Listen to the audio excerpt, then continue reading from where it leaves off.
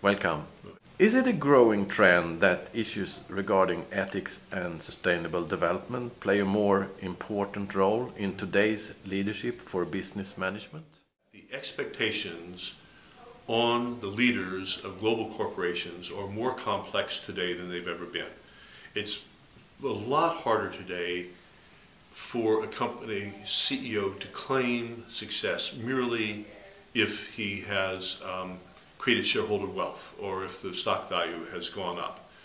I think that there is a growing social pressure on companies, and of course I'm speaking mainly from the U.S. perspective here, but I think it's true. I think it's true globally as well. That they also have to pay attention to the environment. They have to obey the laws of the various countries in which they operate. They have to behave in an ethical fashion towards all their stakeholders. Have to treat their employees well, and then particularly in dealing in the developing world, that there has to be special care taken there in terms of making sure that that the benefits of the capitalist enterprise are shared by the people in these host communities. And I think almost all companies feel that to one degree or another. I think that's pretty hard to it's pretty hard to escape.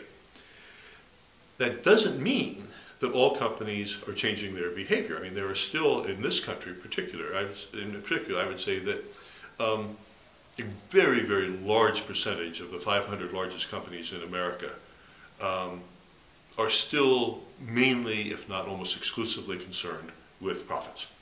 And that to the extent that they pay attention to these other issues, I think it is to satisfy their critics and as cosmetics more than anything else. But having said that, there's still a significant number of companies who actually now are acting in a way that, at least from an outsider trying to evaluate it, it seems sincere, and it also there seems to be an honest commitment. Would you like to say that we have reached the tipping point to say that this is a mainstream issue within the business society today? I would say I think so, but I also thought so in the 1980s.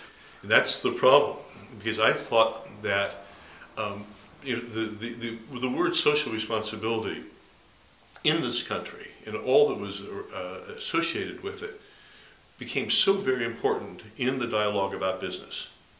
By the mid-1990s, it had been lost. In the business schools, for example, we taught at the University of Southern California, where I was on the business school faculty. In the 1980s, we had about 4 or 5 courses that dealt with business and society, the role of government-business relations, with ethics, with all manner of courses of social responsibility. By the mid-1990s, none of those courses were offered at all, not even as electives. Right. So I really worry about how deep the commitment is and what happens in really bad economic times, what happens in a changed political environment, which happens if some certain values change, the competitive situation changes. Can all this be lost? We're in the last few months or so, there's been a real change in the way we're thinking about it here in this country. We're starting to use the word stewardship more. That the notion of the CEO being a steward of the company, which encompasses all of its culture, which includes the ethical practices in the organization, how it treats its employees and all of its various stakeholders, in addition to those environmental issues. And the notion of the stewardship is particularly important in the American context, or I would say the Anglo-American context, is because it puts the focus on the long term. The biggest problem with American capitalism is the short-term nature of the thinking that American capitalism almost requires of business people. And so the notion of a steward is someone who thinks in the long term, or you're more like a trustee of the organization, which means you have a responsibility to pass it on to the next generation.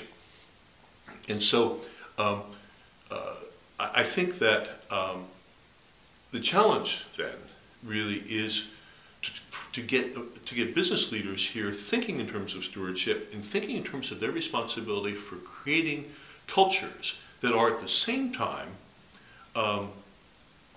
ethical, environmentally conscious, socially responsible, and having a a long-term rather than a short-term profit orientation.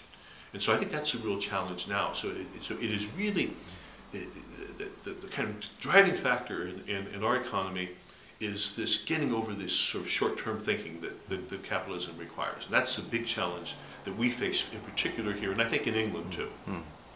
Well, if you look at the business school of today, are they prepared, the young generation, to do they get that offer to get into these issues in the business schools? In the U.S. is addressing the issues of sustainability.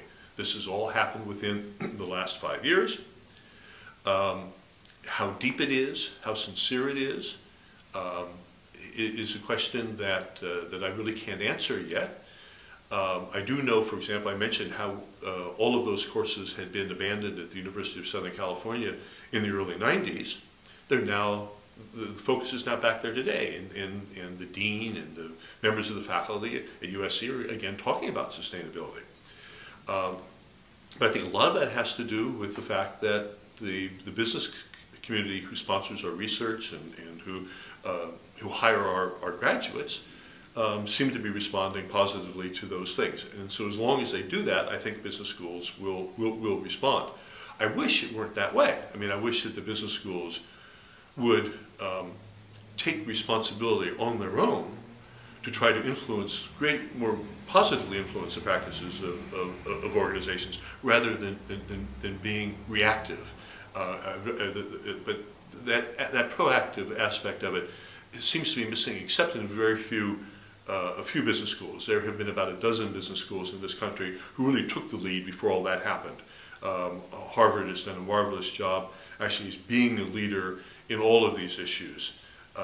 But most of the rest of the business schools have really been followers, and not just followers of Harvard and a few other places, but mainly followers of the business community for whom they take the lead. Thank you for your time, Jim, for this interview. Thank you.